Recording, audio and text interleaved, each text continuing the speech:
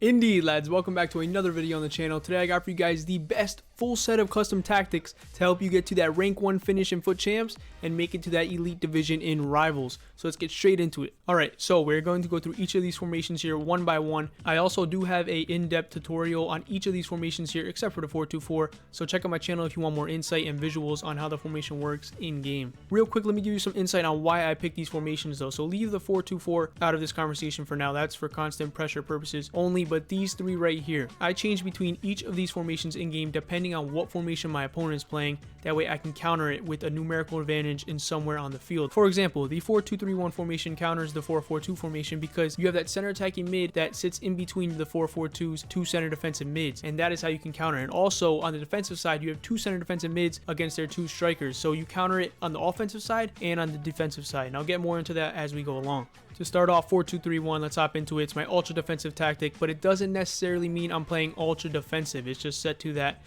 It has a good defensive structure, so this is what I change to if I'm trying to close out a game, and also just depending on what formation my opponent is playing, as I said before. The defensive style set to balanced, 35 width, 50 depth. Now the combination of these three right here is what I have on all of my tactics, obviously except for the constant press. It has a good structure defensively with a narrow 35 width and the 50 depth that's not too low and not too high of a line that is set.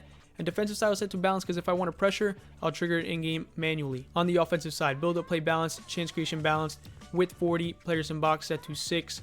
Corner kicks and free kicks, personal preference up to you, but this is what I have it set at. But on the offensive side, I like to use my L1, R1 triggers and sort of create stuff on my own, and also let the instructions do the work and let the players do the work. So I kind of let it free flow a bit, keep it sort of balanced, but let's get into the instructions. The striker is going to be set to stay forward and balanced everything else. Like I said, I'm going to be closing out games with this formation, or just depending on my opponent's formation, is when I'll be using the 4-2-3-1, and I want this striker to stay forward on my opponent's last defender. The center attacking mid, balance everything, do not change any instructions. Let this guy do what he's going to do. He's going to control the game, let him free flow, don't have him come back, don't make him go there and there, let him be balanced everything. Outside attacking mids are set to come back on defense and get into box for cross. Come back on defense, obviously, because if you want to close out a game, you need good defensive structure and you need to double down on the flanks. So come back on defense is set to these guys and get into box for cross. For the offensive side, in the attacking third, you want them to make those cutting in runs inside the box, as it says, to help create. The defensive mids now are both set to the same thing: stay back while attacking, cut passing lanes, and cover center. You might as well get these guys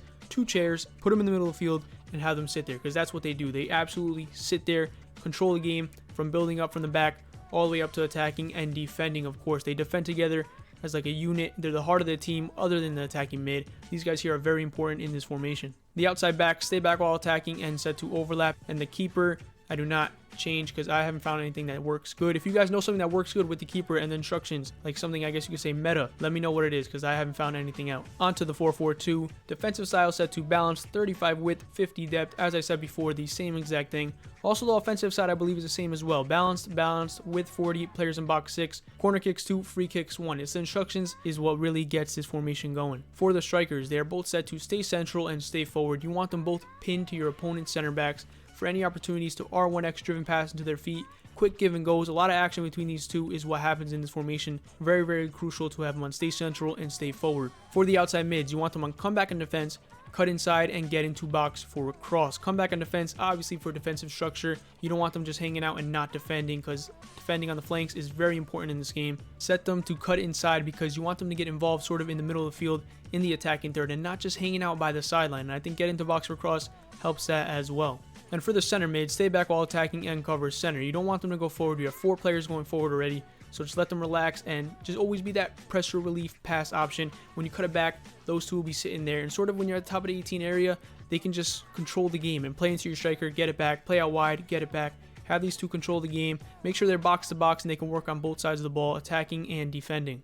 And for the outside back, set them to stay back while attacking. With this formation, I really enjoy it, and I like to play R1X driven passes into the striker's feet, go out wide, cut it back, go towards the top of the 18, and start playing from there. The whole goal of this formation that I always tell myself with the 4-4-2 is get down the line, cut it back, play it to the defensive mid top at 18 and just work from there. And for the 4-3-2-1, set to balanced, 35 width, 50 depth. On the offensive side, build up, play balanced, and the width is 50 for this formation rather than 40 like the other two, because this is a narrow formation. Players in box set to 5, corner kicks 2, free kicks 1. Now this formation really gets going with the instructions. Let's get into that. The striker has to be set to stay central and stay forward, guys. If not, he'll drop into like a left mid right mid position in game. It's so weird on the defensive side. But also you just want him in the middle on the last center back of your opponent. He drops in like an attacking mid and center forward in game, which really does benefit you in the attack. And for the outside mids, balance everything, cover wing. Do not touch a thing with these guys here. Cover wing is because they need to double down on the flanks, being that this is a narrow formation. These will be the guys that go out there and get the job done. Balanced attack, these guys are going to go up and down. They're going to make runs from the midfield that you need to look out for because they are very overpowered. Your opponent's defenders will not track them. They also defend as well, so make sure to set good players here that will fit in these positions. And for the center defensive mid, cover center, stay back while attacking. Might as well just get him a chair. As I said before, he just sits there, sprays the ball out wide, controls the game, and defends and gets the job done. And for the outside back, stay back while attacking is set to them. Some people put join the attack or balance to have them go forward and give some width in this narrow formation. You can do that, but I don't recommend it. I tried it out and I got countered a lot, and it resulted in me losing a lot of games with this formation. And finally, for the 4-2-4 constant pressure formation, when you guys are losing the game and your opponent is keeping possession and being an absolute wanker and toxic, passing the ball around the back, this is what you have to change to, and it works very, very well. So let's get into it.